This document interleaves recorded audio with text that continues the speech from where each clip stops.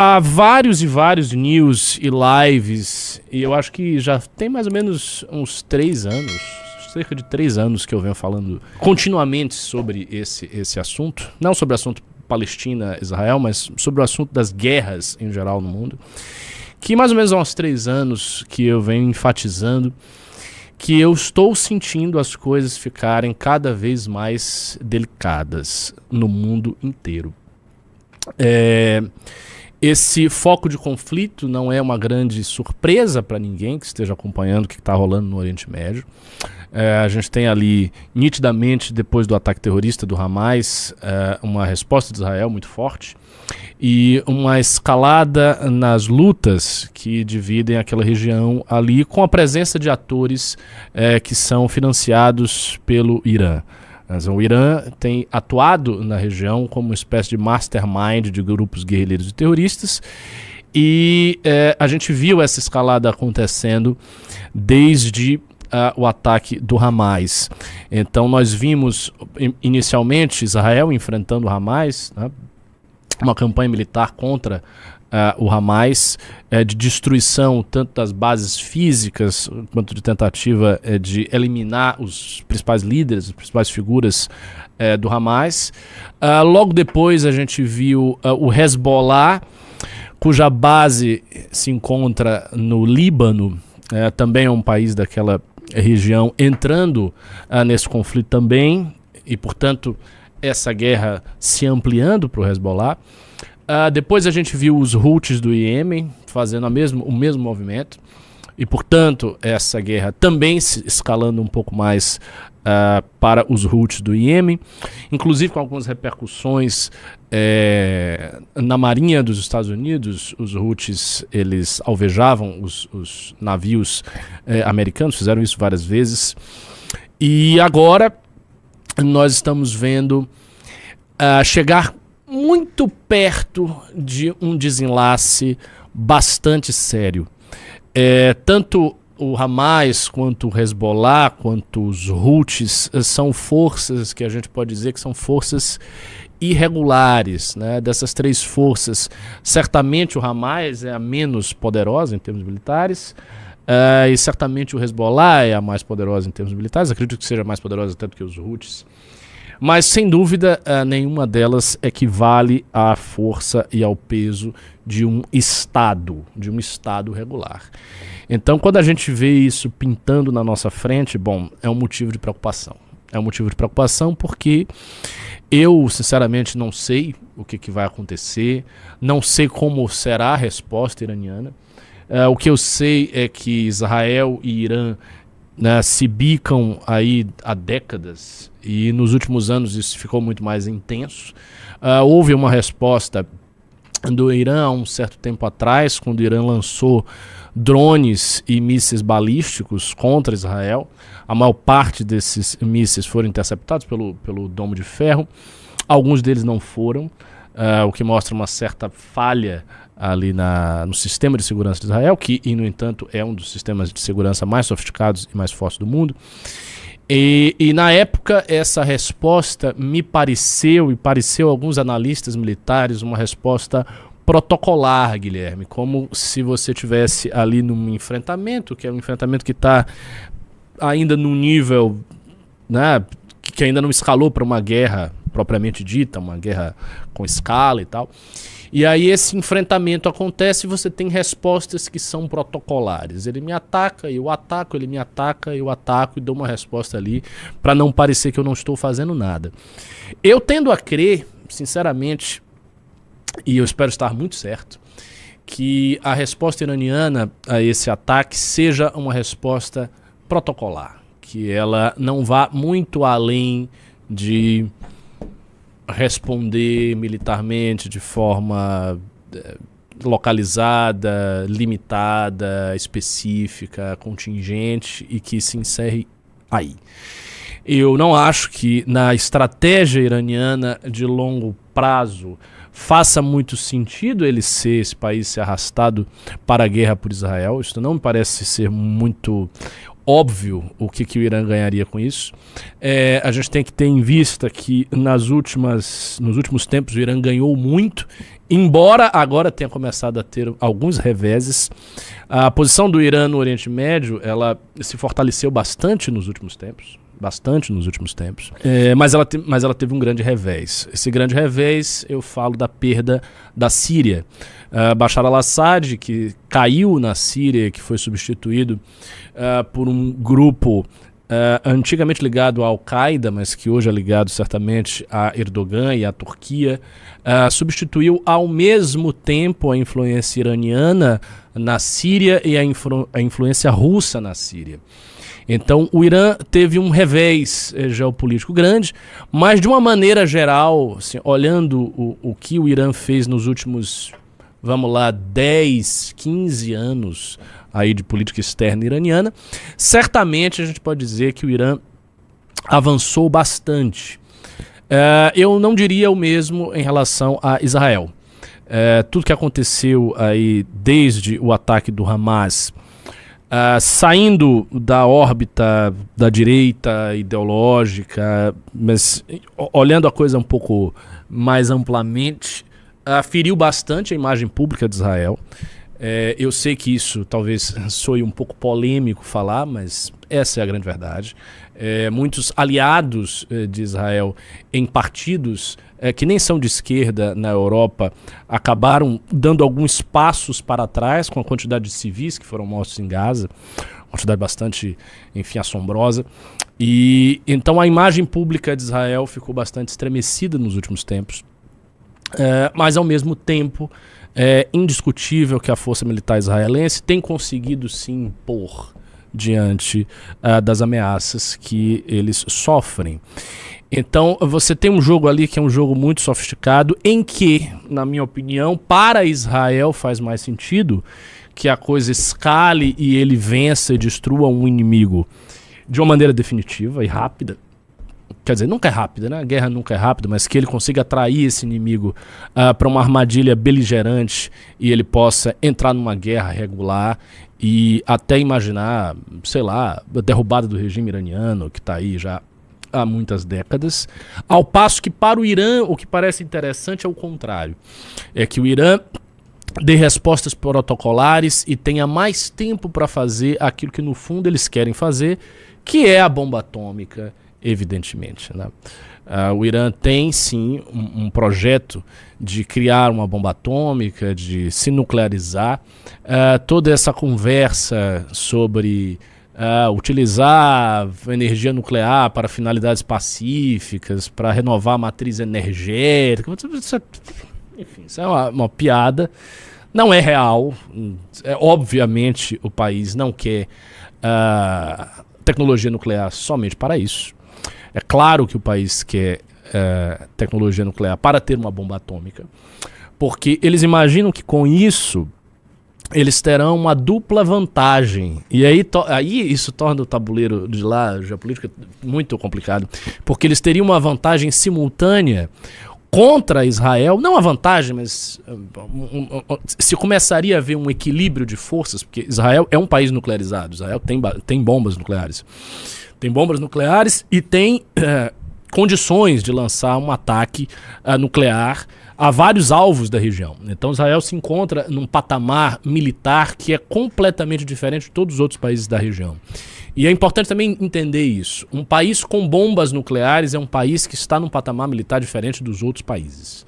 Existem poucos países que têm bombas nucleares, não são muitos, e os países que têm armamento nuclear são países que estão numa posição militar diferente dos demais. E aí eu falo dos Estados Unidos, Rússia, China, Coreia do Norte, Paquistão, Israel, França, Inglaterra, né? As duas nações coloniais, França e Inglaterra, Estados Unidos e Rússia, as duas superpotências do século XX, a China, possivelmente, né, a maior potência, sei lá, a partir da segunda metade do século XXI, talvez venha a ser a China, talvez a China efetivamente desanque os Estados Unidos da posição de potência suprema que hoje ele goza, que hoje o país goza. O Paquistão, que é um país que está também sempre à beira de um conflito com a Índia. A situação do Paquistão e da Índia também não é nada fácil. A gente tem um foco de conflito muito sério no subcontinente indiano, que pode vir a escalar para uma guerra. Recentemente houve um ataque naquela região, e esse ataque preocupou o mundo inteiro, todos os olhares se voltaram para aquilo ali, as pessoas ficaram, nossa, o que vai acontecer daí? Mas é um foco de conflito muito sério. E Israel como... E Coreia do Norte, né? Coreia do Norte, que tem bomba nuclear, porque, enfim, é um país extremamente fechado, que jogou todas as suas fichas em ter a força militar mais preparada que eles conseguem possuir, né? Praticamente, a gente pode dizer que a Coreia do Norte é um regime quase espartano. A estrutura toda política da Coreia do Norte é uma estrutura orientada para manter o exército no topo. Então, por exemplo, que os oficiais militares ganham é muito superior a que todos os demais membros da sociedade ganham, a sua posição, o seu status é diferente de todos os demais. Enfim, a Coreia do Norte é realmente um regime muito militarizado mesmo. Dado o tamanho do país e dada a precariedade da economia da Coreia do Norte, é muito impressionante o tanto de arma que esses caras conseguem ter e o tanto de tecnologia militar que eles têm, inclusive com a bomba atômica. E Israel, né? Israel que tem a bomba atômica para assegurar a sua superioridade tecnológico-militar sobre os demais países da região, evitando também qualquer tipo de invasão em massa e evitando algum desenlace trágico, como, por exemplo, um novo genocídio. Então, o que o Irã quer é, ao mesmo tempo, ter uma vantagem, parear a sua relação militar com Israel e ter uma grande vantagem sobre o mundo sunita, o mundo dos países árabes, a exemplo de Arábia Saudita, Bahrein, Omã, Emirados Árabes, Catar, etc., que são inimigos antagonistas naturais do Irã, notadamente a Arábia Saudita. Nesse antagonismo Irã-Arábia Saudita, a gente tem que pontuar algumas vitórias da diplomacia, inclusive vitórias da diplomacia Trump.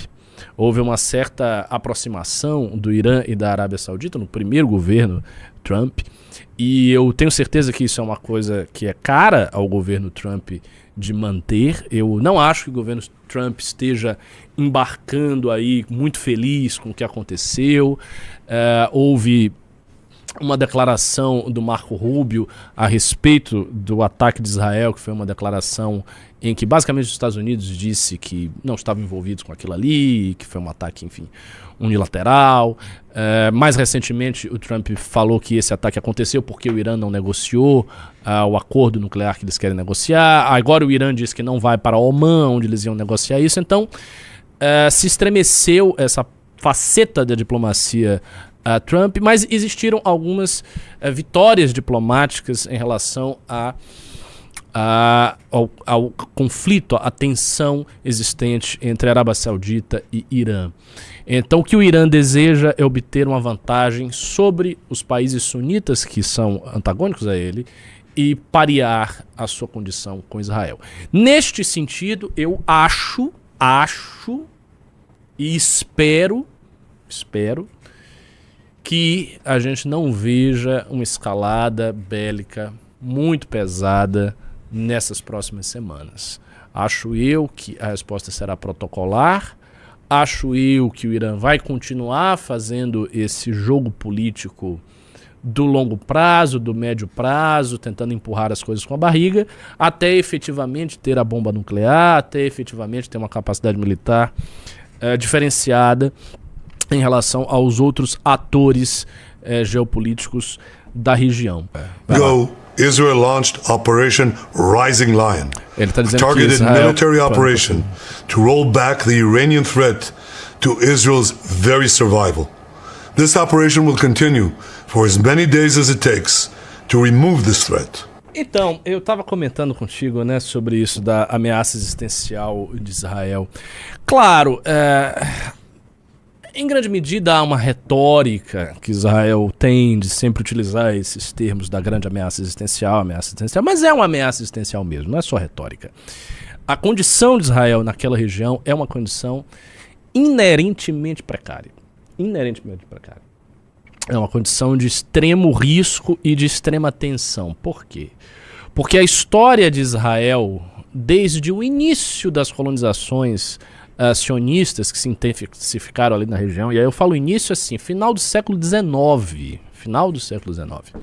em que se tinha uma quantidade muito pequena, muito miúda mesmo de assentamentos coloniais judaicos, e que foi crescendo à medida em que as décadas se passaram, e deu um grande salto a partir de 1948, quando o Estado de Israel foi fundado, e se seguiu e tal.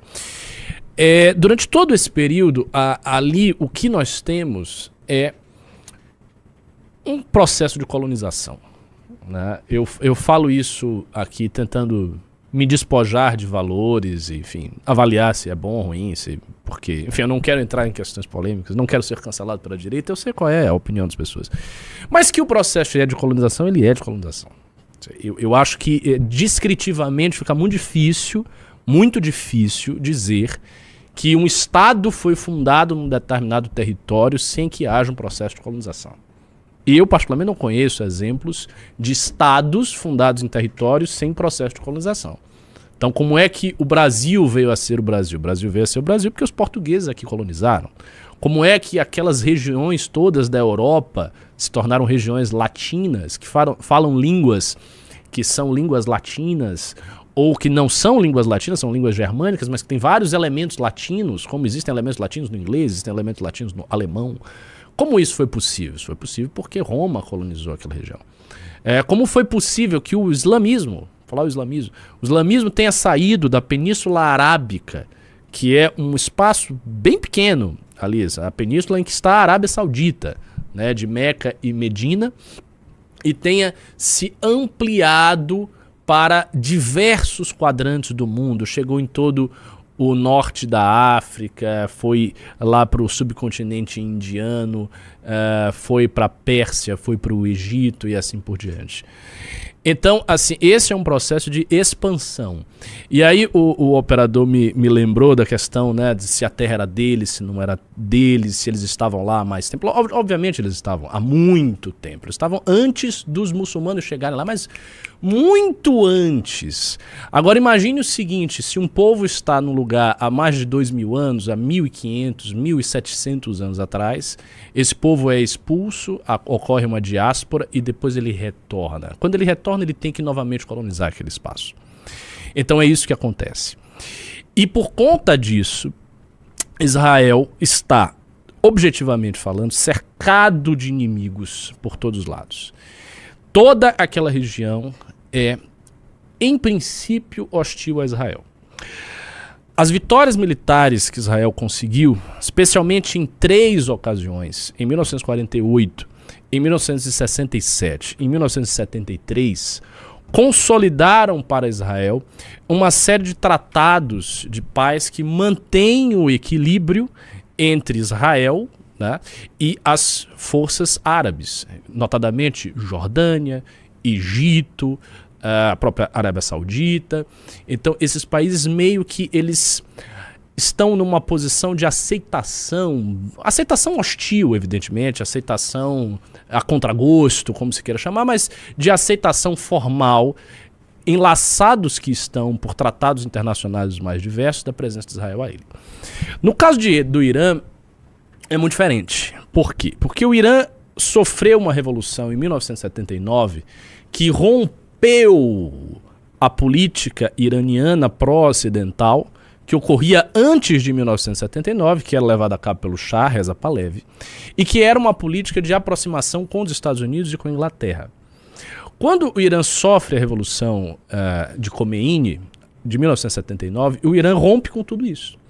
Então, ao romper com tudo isso, o bloco ocidental, representado pelos Estados Unidos e secundariamente na região do Oriente Médio, representado por Israel, torna-se, ipso facto, inimigo do Irã. E torna-se inimigo da Revolução Iraniana. Então, com o Irã, essas mediações políticas de tratados internacionais que asseguram um espaço vital, existencial de ampliação de Israel, simplesmente não rolam. Então aí você tem uma situação que é muito mais dramática. E eu acho mesmo que a questão existencial. Essa é uma questão que me preocupa muito, não apenas porque eu sou muçulmano e porque eu sou um pacifista, eu não gosto de guerras, e, enfim, tenho bastante receio em ver uma guerra mundial na minha geração. Você sabe que eu acho que a gente vai ver uma guerra mundial, Guilherme? Você tem quantos anos? 20. Então, cara, eu acho que você vai ver uma guerra mundial. Eu acho que eu e você temos grandes chances, e boa parte das pessoas que estão aí no chat tem grandes chances de ver uma guerra mundial. Mesmo. Então, professor, a gente estava conversando ali antes de começar a live. Agora, não especificamente sobre esse conflito, mas sobre todos os conflitos que podem ocorrer aí no mundo. Eu até te perguntei se você achava que eles iriam até o fim. Ou seja, até a humanidade acabar, né? Acho. Eu acho... Não dá uma regadinha, não? Pô, não, galera, pô, não vai acho. todo mundo morrer aqui? Não acho. Não acho. Eu acho que se tivesse uma guerra de grande escala, com possibilidade, seja do genocídio israelense, né, da destruição de Israel, seja da derrubada do regime iraniano, da destruição sensível, enfim, da infraestrutura do país, eu acho que eles iriam até o fim. Opa, mas aqui, ó. Coluna de fumaça em Tel Aviv após o impacto de um míssil balístico. Tá, deixa eu ver então. Eu traduzo pra vocês, eu consigo Aqui, traduzir. ó, tecnologia, professor. Ah, é verdade. O exército israelense afirma ter identificado mísseis lançados do Irã em direção a Israel. Grandes explosões foram ouvidas em Tel Aviv. Trump alerta o Irã. É claro que apoiariam Israel em suas ações. Desça aí um pouco. Líderes militares mortos do ataque que Israel fez. Aparentemente, não há muitas informações sobre o que aconteceu. E aparentemente, pela escala, me parecer... Eu estou, obviamente, chutando, pelo amor de Deus, né? Não sei o que está acontecendo, o que está acontecendo agora. Mas aparentemente é uma resposta daquelas que eu falei, cara. Seria tipo uma resposta protocolar. Isso não está me parecendo uma resposta de grande escala. Uma resposta de um país que quer começar uma guerra efetivamente. Eu acho que nós temos aí uma resposta protocolar. É lógico, ele pode ser a primeira resposta, pode ser que, enfim, venha mais coisas. Tá muito pouca informação Mas ainda, mas... tem muito pouca Tomara coisa. que não escale pra algo real. Enfim... o que eu disse a vocês no comentário, eu tenho apostado que essas coisas vão ficar no nível protocolar. O Irã é um país que tem uma retórica militar muito bravateira, então toda hora eles colocam lá a bandeira vermelha, bandeira preta, bandeira da vingança, e eles falam que vão destruir, Israel vai desaparecer, mas isso faz parte do jogo de cena que os caras fazem, entendeu? Eu não tenho visto, do ponto de vista militar, o Irã querendo... Enfim, botando todas as cartas na mesa. Né? Isso não está acontecendo. Então, me parece que a gente vai ver umas respostas protocolares aí pela frente.